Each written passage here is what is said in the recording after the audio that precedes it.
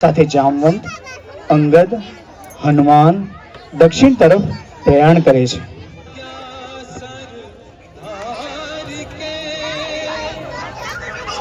कपिन किया प्रस्थान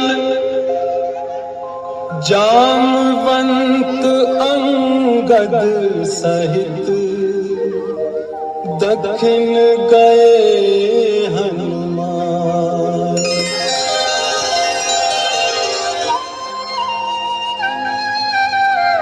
सिय की खोज में निकल पड़े कप सारे. सिय की खोज में निकल पड़े कप सारे. सोही आज जन्म फल पावे जो रघुराज के काज सवारे. सिय की खोज में निकल पड़े कप सारे. આ જુઓ હનુમાન, ત્યાં ગુફાની આસપાસ પક્ષી ઉડતા નજરે આવે છે. જરૂર ત્યાં પાણી હશે. ચાલો આપણી સેનાને ત્યાં લઈ જઈએ. ભૂખી તરસી વાનર સેનાને ત્યાં લઈ જાઓ. યુવરાજ અંગદ, સેનાને પ્રવેશની આજ્ઞા આપો. મહારાજ, હું ગુફામાં પહેલા નહીં જાઉં. ભૂતકાળનો અનુભવ એવો છે કે ગુફામાં ગયા પછી કંઈ પણ થઈ શકે છે. બધા જ સાવધાનીથી હનુમાનની પાછળ ગુફામાં પ્રવેશ કરો.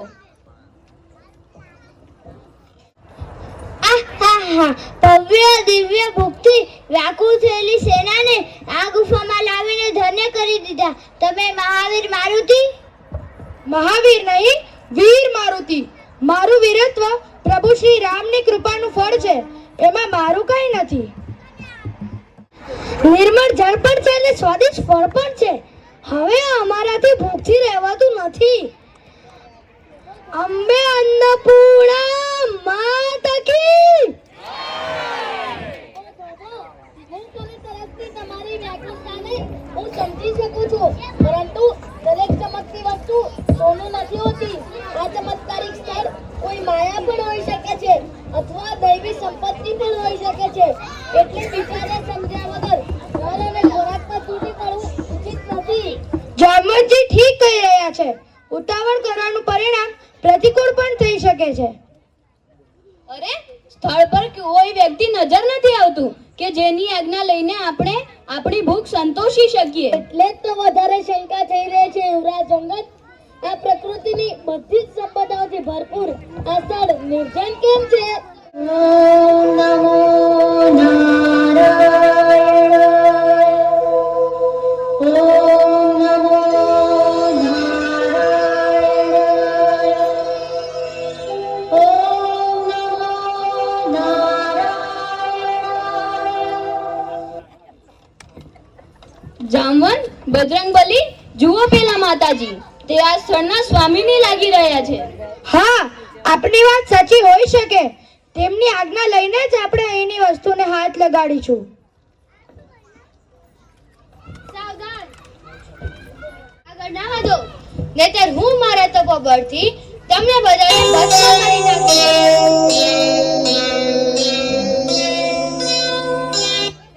ઓ હનુમાન, જામવંત, નલ, નીલ, અંગદ અને કિષ્કિંધાનું વાનર દળ ભૂખ તરસથી વ્યાકુળ થઈને અહીં આવ્યા.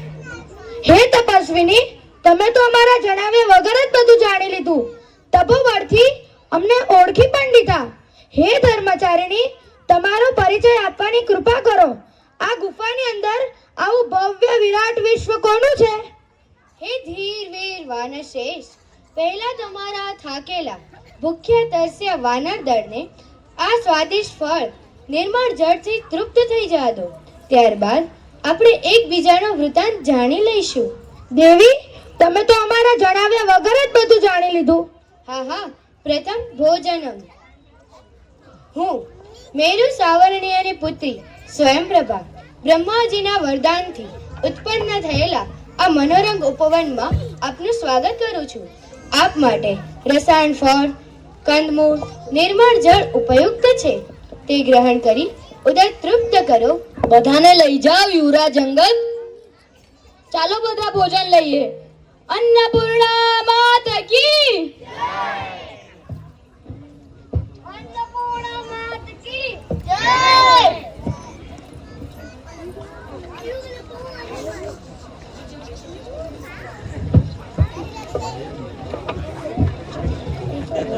ધન્યવાદ દેવી. તમને બંનેને ભૂખ તરસ હેરાન નથી કરતી? કેમ નહીં? આહાર તો જીવ માત્રનો આધાર છે. પરંતુ પહેલા બાલ વૃદ્ધને તૃપ્ત થઈ જવા દો, ત્યારબાદ અમે ભોજન લઈશું. મારું નામ સ્વયંપ્રભા.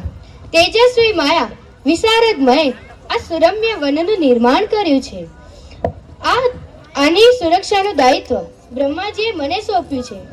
આ દુર્ગમ સ્થાન ઉપર કોઈ આવી નથી શકતું, અને જો કોઈ આવે તો પાછું જીવિત જઈ નથી શકતું. પરંતુ તમારો આવવાનો ઉદ્દેશ્ય અત્યંત ઉત્તમ શ્રેષ્ઠતમ છે. શ્રી રામ પ્રભુની સેવા કરવા વાળાને કોઈ વિઘ્ન કે બાધા આવી જ ન શકે. તો પણ કેટલાય દિવસથી અમે દક્ષિણ દિશામાં ભટકી રહ્યા છે, પરંતુ રાવણના રાજ્યના કોઈ સૂત્ર નથી મળી રહ્યા. હવે દક્ષિણ દિશાની અંદર સમુદ્રની મધ્યમાં અન્વેષણ કરવાનું બાકી છે. માતા સીતાને પ્રભુ શ્રી રામ સાથે મળવાની પ્રતિજ્ઞા અમારા મહારાજ સુગ્રીવે કરી હતી. તેનો સંકલ્પ અમે કર્યો હતો. જો એ સંકલ્પ પૂર્ણ નહીં થાય તો અમે આ જ જંગલમાં અમારા પ્રાણ વિસર્જિત કરી દઈશું. હે મહાદેવી, તમે ભૂખ્યા તરસ્યા વાનરોને માત્ર અમૃત તુલ્ય ફળ અને જળ જ નથી આપ્યું, પરંતુ તેમનામાં નવચેતનાનો સંચાર પણ કરી દીધો છે. કાર્યસિદ્ધિની ઉત્કંઠા અને ભૂખ તરસની વ્યાકુળતાથી આ ગુફાની અંદર કૂદી તો પડ્યા, પરંતુ બહાર નીકળવું કઠણ છે. માતા સીતાની શોધ માટે અમારા મહારાજ સુગ્રીવે જે અવધિ નિશ્ચિત કરી હતી તે પણ વીતતી જાય છે. હે ધર્મચારિણી, બહાર નીકળવાનો માર્ગ સુગમ કરી દો. શ્રી રામના કાર્ય પ્રતિ તમારી આ ભાવના, ઉત્સાહ અને ઉદ્વેગ દેખી હું ખૂબ જ પ્રસન્ન છું. હું તમને દેવી સીતા સુધી પહોંચવા માટે મદદ કરીશ. શું આપ સાચું કહી રહ્યા છો? હા વત્સ, હવે બધા પોતાની આંખો બંધ કરી દો. નૈન ખોલો વાનરશ્રેષ્ઠ.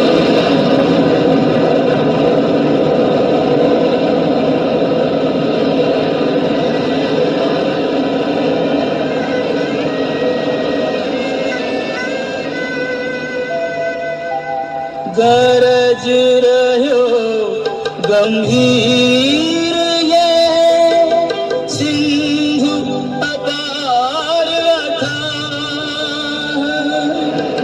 पाछे फिरे तो मृत्यु है, आगे दुर्गम राह. હું તમને દેવી સીતા સુધી પહોંચવા માટે આ મહાસાગર સુધી લઈ આવી છું. હવે તમારે આ મહાસાગર પાર કરવો પડશે. ત્યારબાદ તમને સીતાજીની ભાર મળશે. ભગવાન તમારું આ અભિયાન સફળ કરે. હવે મારે બદ્રિકાશ્રમ જવાનું છે. કલ્યાણમસ્તુ. આ તો કોપથી નીકળ્યા અને ખીણમાં પડ્યા. પહેલા દુર્ગમ વનમાં ભટકી રહ્યા હતા, હવે અગાધ સાગરોની લહેરો ગણી રહ્યા છીએ. લાગે છે કે સીતા માતાની શોધનો યશ વિધાતાએ આપણા ભાગમાં લખ્યો જ નથી. વનરાજ સુગ્રીવે સીતા માતાને શોધવાની 1 માસની અવધિ આપી હતી, એ પણ પૂર્ણ થઈ રહી છે, પરંતુ કઈ સૂત્ર મળતું જ નથી. એવું લાગે છે કે અંધારા કૂવામાં ટક્કર લઈ રહ્યા છીએ. રાજ આજ્ઞાનું પાલન કર્યા વગર નિરાશા લઈને જઈશું તો અપરાધી માનવામાં આવશે, મૃત્યુદંડના ભાગી બનીશું. હું એક મત આપું?